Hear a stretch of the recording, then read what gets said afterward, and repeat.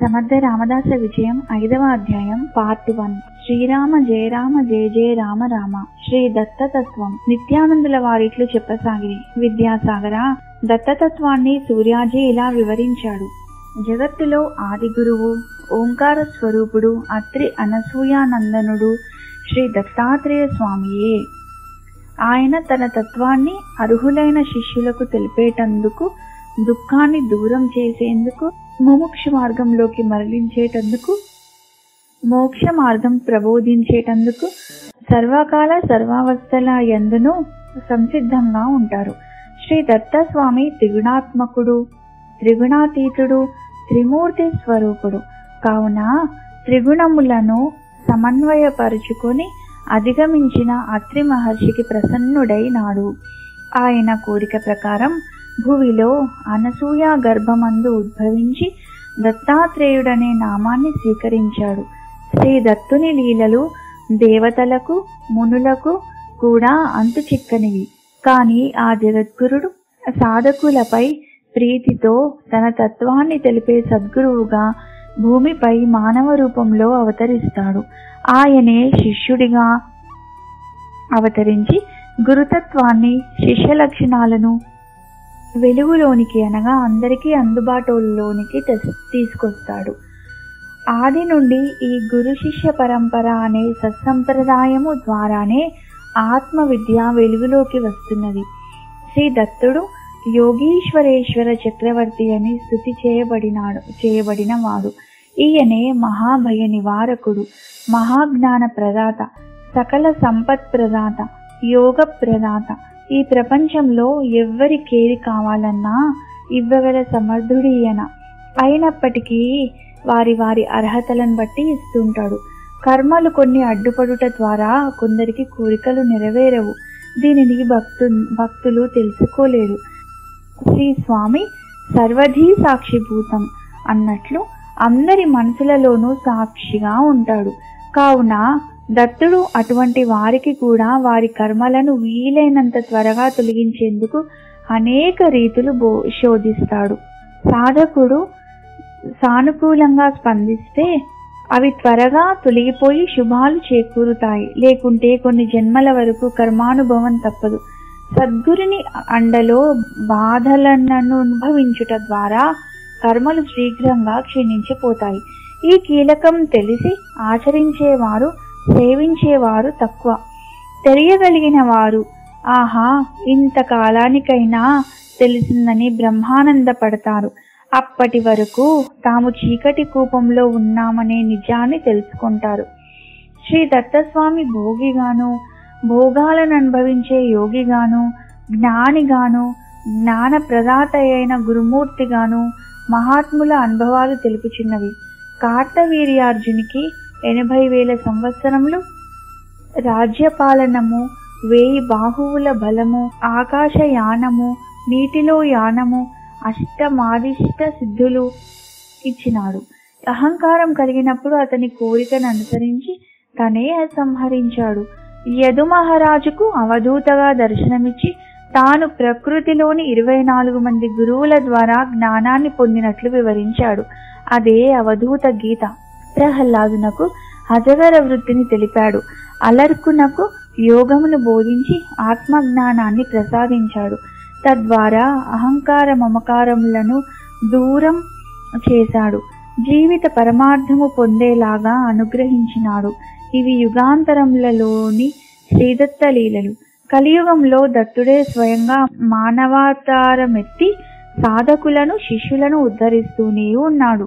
స్మతృగామి అని పేరు పొంది స్మరణ మాత్రంతోనే పాప తాప నిర్మూలనం చేస్తున్నాడు. శ్రీ దత్తోపాసకులు, దత్త కృపాపాత్రులలో ఇటీవలి కాలంలో శ్రీ జనార్దన స్వామి అగ్రగణ్యులు.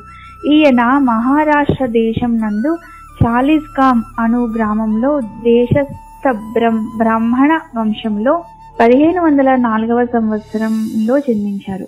బాల్యం నందే సకల శాస్త్రములను, రాజనీతి సూత్రములను, ఆయుధ ప్రయోగములను, అశ్వారోహణము మొదలగు విద్యలను అభ్యసించెను. 2 కన్యలను పెళ్లాడెను. కానీ కొంతకాలమునకు ఆయనలో విరక్తి భావం కలిగెను. దీనికి కారణం ఒక మహనీయుని దర్శనం. ఆ మహనీయుడే గానగాపురంన అనేక లీలలు మహత్తులు చూపిన శ్రీ నరసింహ సరస్వతి మహారాజ్ సాక్షాత్తు శ్రీ దత్తాత్రేయుని 2వ అవతారంగా కొనియాడబడినవాడు. ప్రథమావతారము ఆంధ్రప్రదేశ్ నందలి పిఠాపురము శ్రీపాద శ్రీవల్లభుడిగా అవతరించినాడు. ఆయనే దేశ సంచారం చేసి చివరకు కృష్ణానది మధ్యనున్న కురోపురం చేరి అక్కడ నివసించారు. శ్రీపాద శ్రీవల్లభ స్వామివారు కురోపురంలో నివాసం ఉంటూ ప్రతిదినం నదికి ఉత్తర తీరం చేరి బ్రహ్మ ముహూర్తంలోనే తమ అనుష్ఠానములను చేసుకుని సూర్యోదయ సమయంలో సూర్య నమస్కారములు చేసి అచ్చట గల సహజ గణపతిని దర్శించి ధ్యానించేవారు.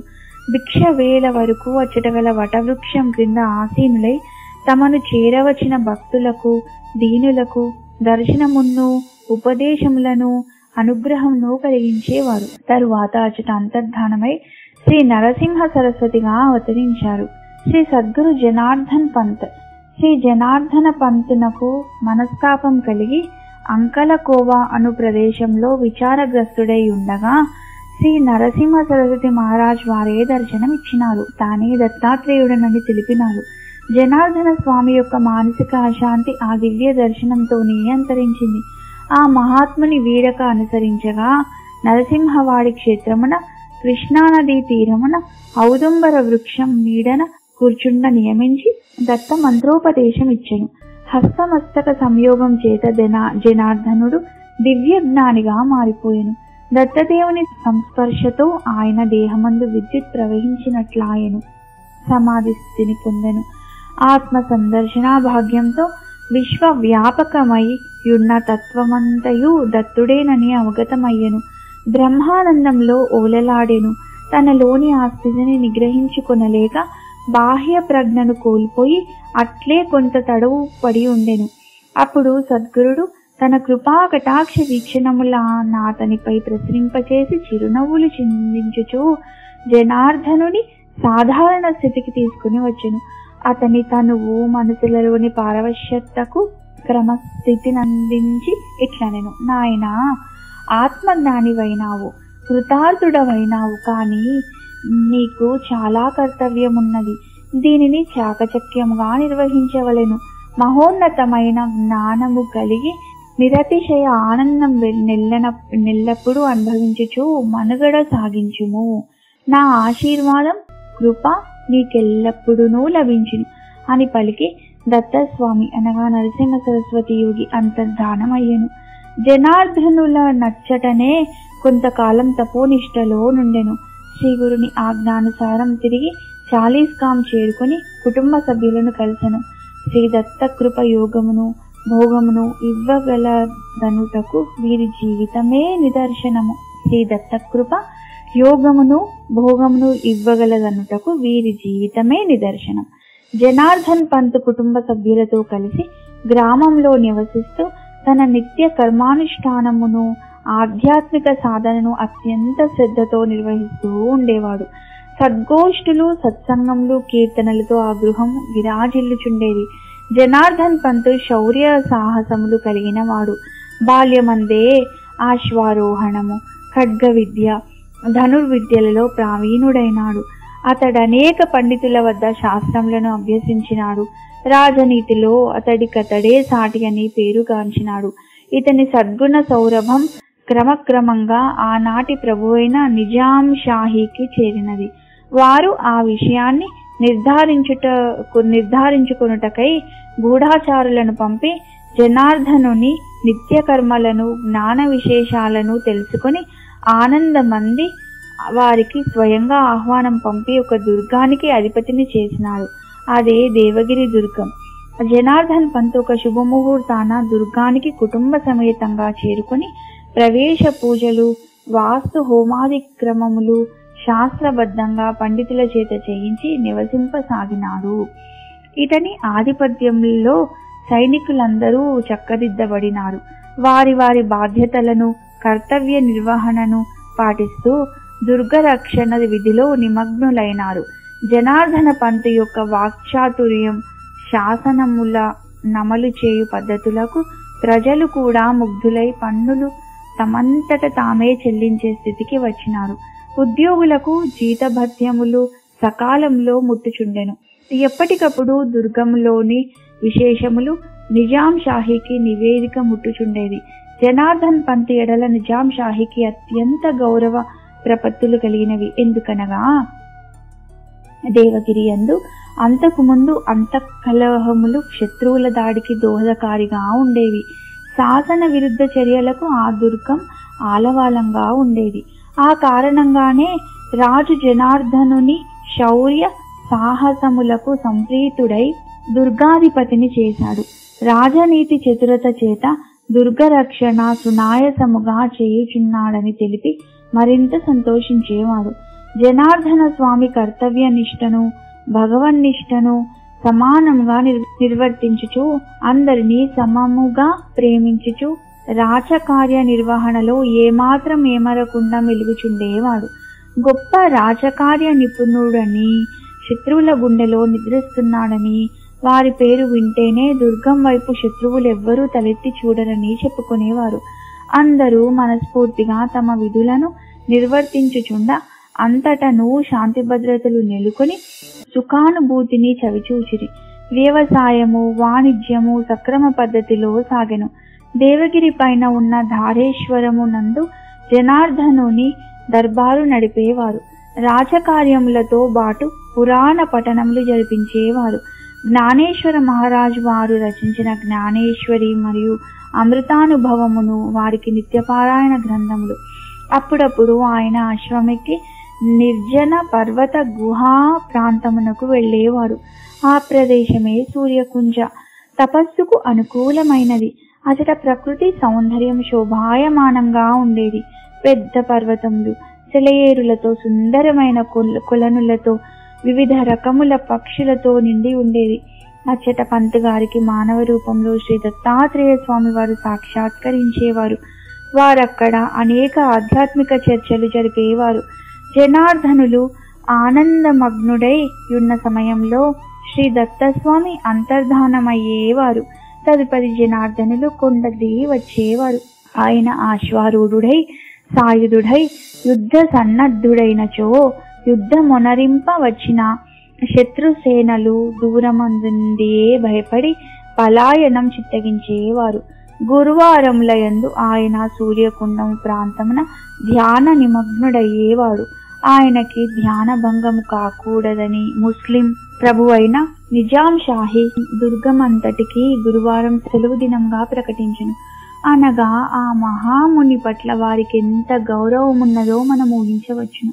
శ్రీ జనార్దన స్వామి బ్రహ్మవేత్తయ్యుండియు కర్మయోగము ననుష్ఠించుచు ప్రవృత్తి నివృత్తులకు పరమోత్కృష్టమైన సమన్వయమును శ్రీ దత్తాత్రేయుల వారి అనుగ్రహంతో సాధించగలిగినాడు.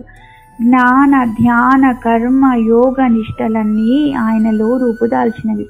వీరి ఆచరణయే మనకందరికీ పరమాదర్శం. నిజముగా ఇటువంటి వారు జీవన్ముక్తులే. కర్మణ్య కర్మయః పశ్యేత్ అకర్మణీచ కర్మయః సబుద్ధిమాన్ మనుష్యేషు సయుక్త కృష్ణ కర్మ కృత్. ఏ బుద్ధిమంతుడైనా మనుజుడు కర్మయందు అకర్మను, అకర్మయందు కర్మను దర్శించునో అతడు కర్మలు చేసినను చేయని వాడే అగును అని గీతాచార్యుని బోధ. ఆయన సౌశీల్యం, శాస్త్ర విచారం, ఆత్మజ్ఞానం చూచి ప్రేమాతిశయమున్న ముగ్గురు అమ్మలను ఆయనను సేవించారని చెప్పుదురు. సేవించుట అనగా ఆయన యందు మూర్తీభవించారని భావం. త్రిమూర్తి స్వరూపుడైన దత్తాత్రేయ యోగి ఆయన యందు వశించి జ్ఞాన భాస్కరుడై యజ్ఞాన తపస్సును నశింపచేయ సమకట్టగా లక్ష్మి, వాణి, పార్వతి మాతలు ఆయనలో వశించిరనుటలో అతిశయోక్తి ఏమున్నది అని తెలిపి శ్రీ నిత్యానందులు నామస్మరణతో జయ జయధ్వానములు చేశారు. జయ జయ రఘువీర సమర్థ, శ్రీరామ జయ రామ, జయ జయ రామ రామ. ఇది విద్యాసాగర శ్రీ నిత్యానంద యోగి సంవాద రూపమున శ్రీ దత్తాత్రేయ సాంప్రదాయ శిష్య పరంపరలోని శ్రీ శ్రీ శ్రీ స్వామి విఠలానంద సరస్వతి మహారాజ్ శ్రీ విఠల్ బాబాజీ వారి విరచిత శ్రీ సమర్థ రామదాస విజయంలోని 5వ అధ్యాయం సంపూర్ణం. ఓం శాంతి శాంతి శాంతి.